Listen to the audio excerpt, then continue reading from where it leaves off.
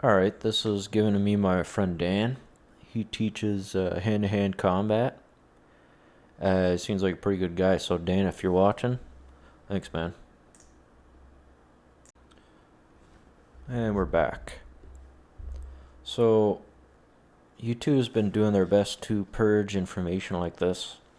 I noticed whether they be a scientist for 30 years or a doctor for 50 years or anyone for that matter, if COVID is somehow denounced and put in a negative frame, automatically scrubbed.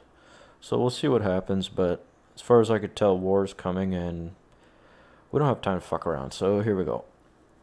Australia's Prime Minister puts citizens on notice all will likely undergo mandatory COVID-19 vaccinations. For those fearing that all the prior state enforced social distancing and lockdown protocol, which hit a peak in early summer, from arresting surfers on empty beaches, to telling people they can't even jog, but they let everyone riot in the street. But I mean, we've been over this. It's totally hypocritical, and how people been able to put up with this for that long. I guess that's how soft we really become. Our civilization was great. We dominated the globe, and now our descendants are weak. Anyways, to police detaining moms from early letting their children play on taxpayer-bought public playgrounds would only too easily and hastily transition to a forced vaccination regimen the moment one is rushed out, despite safety or various potential long-term side effects, unknowns. Well, it's happening. And if I pronounce a word wrong or get it wrong, I mean, what are you going to do? Australians are likely to face mandatory coronavirus vaccinations if Prime Minister Scott Morrison gets his wish. The nation is a step closer to gaining access to a vaccine, with the federal government securing an international deal to produce a vaccine frontrunner locally if trials succeed. If that happens, Mr. Morrison expects Australians to undergo mandatory vaccination. And no doubt, other developed nations will eventually follow suit, as they always do. Every nation in the Western Empire, although I love the Empire, I mean, I hate how we just gotta follow what they're saying. Like the NWO. I can't stand these international unions that bind us up. But anyways, given as we've detailed, we've already to the point of colleges, schools, and office spaces in many instances requiring a condition of return to campus or workspace COVID-19 test, or in some cases individuals are subject to weekly tests based on the trend. Weekly tests, imagine that. Based on the trend, these current testing requirements will seamlessly switch to vaccination requirements, as will apparently likely happen in Australia. And as we remember, that guy that shot up that mosque, they were the first ones to kind of ban their guns outright, it seems like. Well, I guess the UK maybe was, but Australia, pretty pathetic. Pretty pathetic. Just a pushover. Would expect it to be as mandatory as you could possibly make it. That's what he says, the Prime Minister. I would expect it to be as mandatory as you could possibly make it. There are always exemptions for any vaccine on medical grounds, but that should be only on basis, he added, clearly already attempting to bat down instances of vaccine objectors and other individual liberty or religious-based arguments. We are talking about a pandemic that has destroyed the global economy. Yeah. And why was the global economy destroyed? Was it from the virus? No. It was from shutting everything down. In fact, let's take a look at this graph. Seems like a good point. Look at China's numbers. This is current. Well, fairly current. But see, just like flat lines, they got 1 billion people, right? United States has 350, 360 million, and the rest of the world. Now, how does China, which although the major cities are basically first world as far as I could tell, but the rest of the country, it's not. It's still like a third world nation. So with the worst habits when it comes to being sanitary, they got basically flatline numbers in the regime of lies. It's like, and then they're trying to tell us, like the WHO, who takes billions of dollars from China, trying to tell us, we're bad if we open stores when the flu kills more. Like, the whole thing's preposterous. In fact, I think that's why there's so many people getting censored. They don't want us to know about this, obviously, because if everyone thought what I'm thinking, I mean, how much power would they really have? So, a win for Big Pharma. It looks like Australia will be forcing their citizens to vaccinate, despite the fact that no long-term tests have ever been done with this new bastardized vaccine. You really shouldn't have allowed the government to take your guns, like I was describing before.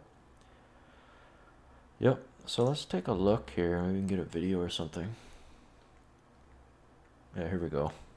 Let's take a look.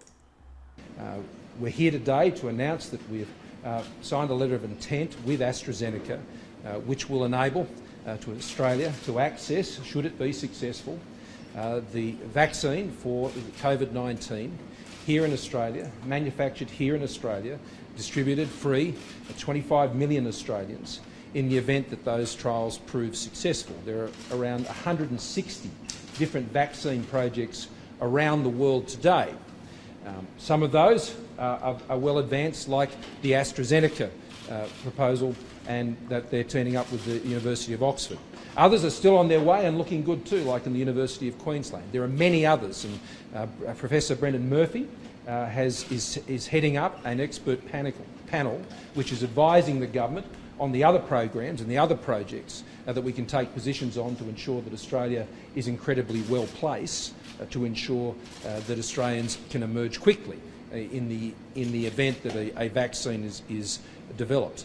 This would have to be, as I'm sure Paul Kelly will tell you, who will speak after me, this would have to be one of the biggest worldwide efforts to find a vaccine that we have ever seen in a concentrated period of time. This particular vaccine, it's an unproven technology so far, but the initial results are very positive in terms of both efficacy, so the effectiveness of the vaccine will be trialled in larger groups of human trials over the coming months, but the efficacy in terms of developing antibodies against coronavirus has been shown to be true, as well as the safety in the phase 1 and phase 2 trials. So they've been published in peer-reviewed journals, have been checked by other scientists and have been found to be valid. So that, amongst a number of other vaccines that have been developed by other companies and other research groups around the world, are showing great promise. And so this is an important step. It's the first step in terms of this particular company and this particular vaccine, but there'll be others in the coming weeks and months. We have a strategy to work through this, these so-called pre-purchase. I just want to stop this for a second. I'm just reading this. We're talking about pandemic that has destroyed the global economy, right? Taking the lives of hundreds of thousands all around the world. You know the world has like 7 billion people, right? Hundreds of thousands. And over 400... So they're forcing their country to take this vaccine with over 430... So how many deaths they have? 431? 430. That is insane. The flu has killed way more than that. But anyways, let's get back to it. Agreements, as well as looking at funding our own research and development here in Australia, particularly in the University of Queensland vaccine candidate, but also others, partnering with other vaccine potential throughout the world. That's part of our strategy. Other components, of course, is being prepared for the vaccine rollout and the work that has been guided by our expert committee, as the PM has mentioned, chaired by Professor Murphy. I'm the Deputy Chair of that committee. The Australian Health Protection Committee also having regular discussions about this particular issue of vaccines, and our other advisory groups we have on vaccines. We're used to rolling out large vaccine programs here in Australia. This will be an extremely important one, and will be, I'm sure, welcomed by all Australians when they... I never knew a man could say so many words and not mean anything. But let's look a little more here. It says the government has signed an agreement with the UK-based drug company AstraZeneca. If any of you are familiar with that, I'm not, but soon to be, to secure the potential COVID-19 vaccine being developed by Oxford University. So we see what they're doing. The deep state which as far as I could tell is based in the UK. It's kind of at the heart of this whole thing. I don't know if they're working with China or what. It sure does seem like it, but I got a couple pictures here. So, this is from my man Dan. He's a friend of mine. He sent this to me. So the Nuremberg Code states, here, let's make this bigger.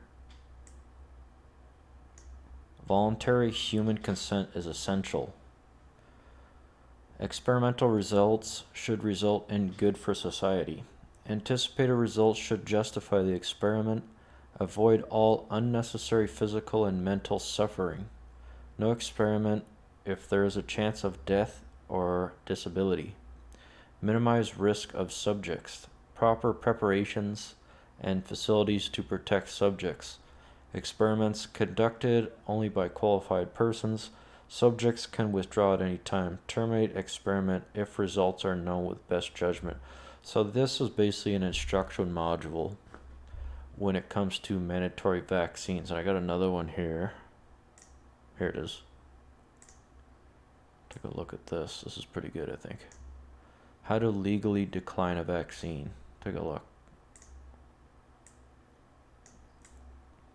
How to legally decline a vaccine. Step 1. Do not refuse a vaccine, otherwise you'll be considered belligerent. Instead, you can politely decline their services by doing the following. Step 2. Ask a doctor if the vaccine has a MRC-5 in it. They all do. These are aborted fetal cells and other DNA. If it does, you have the right to decline. Also ask if there's a possibility of a electrogenic reaction, an adverse reaction caused by multiple compounds or drugs interacting with each other. From the vaccine, they all do, which is true because, I'm just going to stop for a second, which is true because people that have taken the flu vaccine, children in particular, that are really young, have ended up with mental illnesses.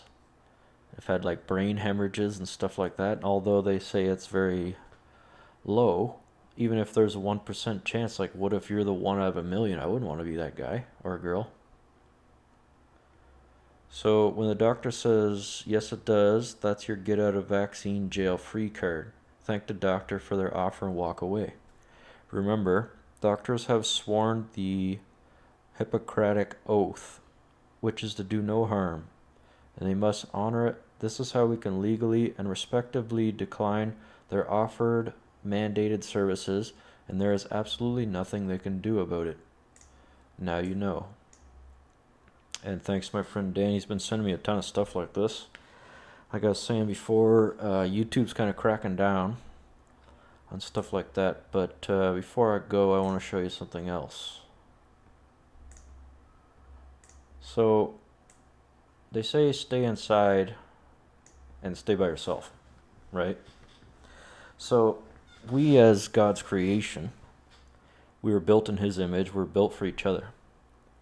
So if you take a person, isolate them from society, isolate them from the ones who care about them, isolate them from other people, you're already stealing the humanity away from them. And what else are they saying to do?